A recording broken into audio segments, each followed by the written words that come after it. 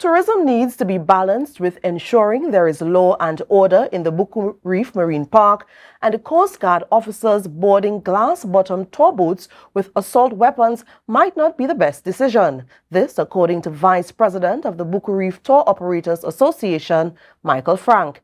He explained that tour operators are not against rules and regulations in the marine park, but he noted that it must not be to the detriment of tourism. More in this report from Kandace Jackson. How do we ensure we can share the beauty of the Buccoo Reef Marine Park with visitors without negatively impacting the sensitive environment? This is a question that continues to be deliberated among stakeholders. While tourism stakeholders welcome patrols by law enforcement, Vice President of the Buccoo Reef Tour Operators Association, Michael Frank, does not support Coast Guard officers boarding vessels with assault weapons. This is tourism. There is no criminality taking place. Leave those big guns for when you're doing offshore patrols and all that. If you need to come on the boat and you need to carry a sidearm, that's fine. But you don't want to wave around big guns, especially big machine guns in front of kids and people who is coming from abroad. If left unmanaged, tourism can potentially destroy the reef. But if it is overly restricted, it can discourage visitors. Frank is calling for a balance in the regulations of the marine park. We have to have a control where too much people are not on the boat. And I'm totally with the police for that. If you have too much people, then you have problems.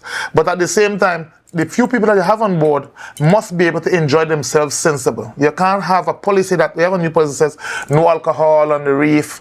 People, they're on vacation. You don't want them to feel restricted.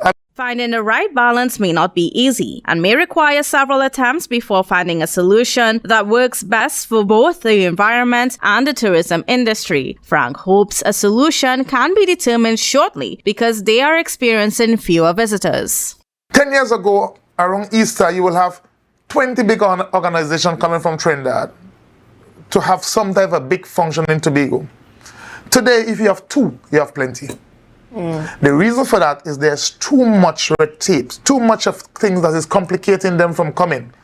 So there's no need for them to come here. They're just going to take it somewhere else. Frank said they continue to have regular discussions with the THA regarding the way forward because the Buccoo Reef Marine Park continues to be a top tourist selling point for the destination. In the meantime, several studies have shown that the Buccoo Reef has been stressed by a combination of heavy tourism traffic and rising sea temperatures leading to coral bleaching. The Division of Food Security, Natural Resources, the Environment and Sustainable Development has been working on a policy to govern operations on the reef based on studies and the desires of stakeholders.